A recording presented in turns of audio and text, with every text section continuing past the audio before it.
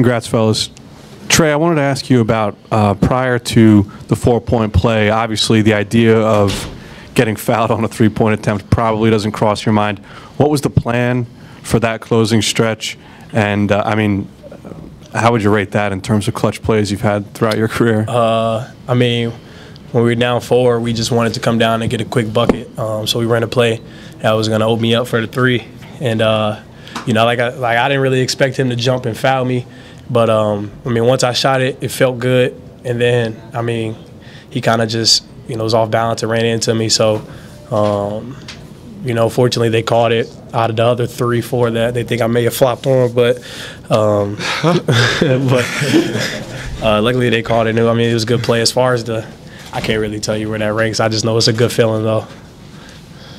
Quentin, can you talk to us about that play, that 4-point play, from your perspective, and Trey being able to make that shot and, you know, draw the foul?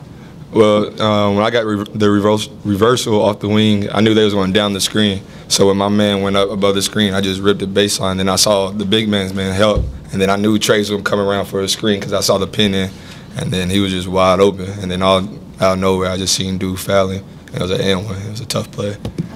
What do you think about Trey's play tonight in general, to be able to score that many points and be that effective on both ends of the court?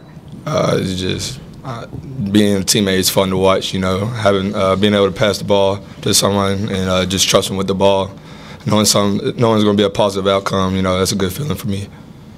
Q, going into overtime, if I had told you guys wouldn't hit a field goal, what would you have? How would you have reacted to that? I wouldn't feel comfortable.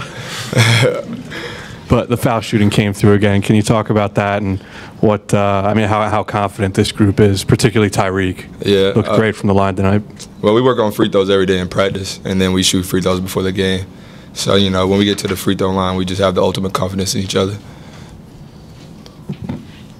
Trey, on that last possession that Georgetown had, which Derrickson missed the 3, when you guys were setting up your defense, kind of what was the plan there?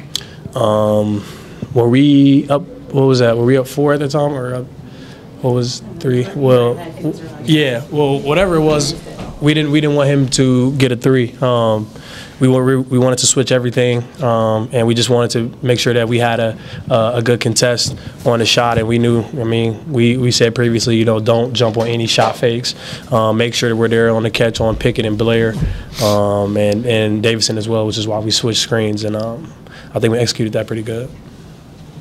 Trey, you've had a couple of improbable shots at moments like that this year here at home to win the game, essentially, or help win the game. How much pride do you take in just getting the ball in that moment and then seeing the shot go through and knowing you won it for your team again?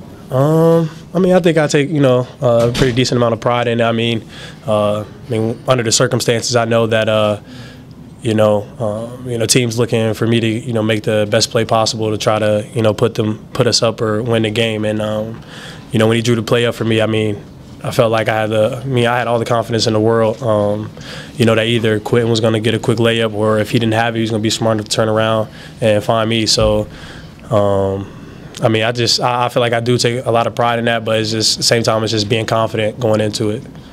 You guys are still 1 game out of first in the standings, and there's a long way to go, but winning games like this, grinding games out like this, when you want to be Big East champs, just how important is a win like this for your team? Very important. These are, you know, the type of games that we can't drop. I mean, you can't look at Georgetown based off their record. I mean, who they got on the roster. I mean, this is going to be a close game. They got probably one of the toughest front courts in the country, if you ask me. So, you know, playing any game in the Big East, any game is one that, I mean, shouldn't be dropped and shouldn't be taken lightly. How strange was it to play against a Georgetown team that scored 90-some points tonight? I mean, used to be obviously the Princeton offense where they'd score maybe 50-some points. Tonight, a lot different. I know it's the first time you guys have played them this year, and you got another matchup with them in Washington. Talk about just the feeling of playing against a different type of Georgetown team. Yeah, I would say it's definitely different.